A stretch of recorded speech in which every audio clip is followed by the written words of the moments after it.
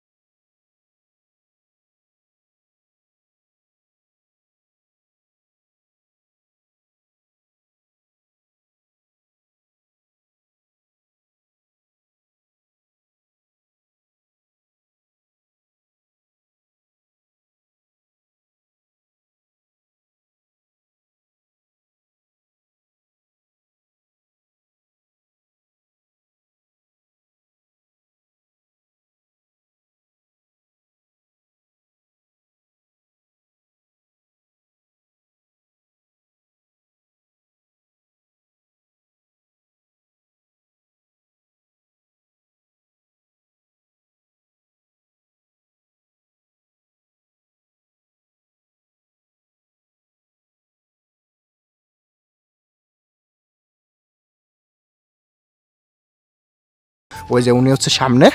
তো আমরা সকালবেলা যখন আসছিলাম, উনি যখন 2000 রিয়াল বেতন বলছিল, আমরা ভাবছিলাম সাধারণ স্বাভাবিক, এটা মানে 2000 রিয়াল বেতন। কিন্তু এখানে আসার পরে এই মুহূর্তে বুঝতে পারছি আসলে ওনার অনেক কাজ। ওই কাজ হিসাবে 2000 রিয়াল বেতন মানে একদম পোষায় না।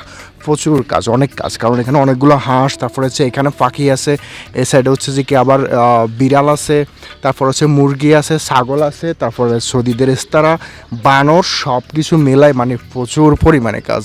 ওই কাজ হিসাবে কিন্তু ওই বেতন কিছুই না, 2000 রিয়াল বেতন খুবই কম। এই যে এখানে দেখেন, এখানে হচ্ছে সবগুলো হচ্ছে পাখি। আমি একটু দেখাই আপনাদেরকে।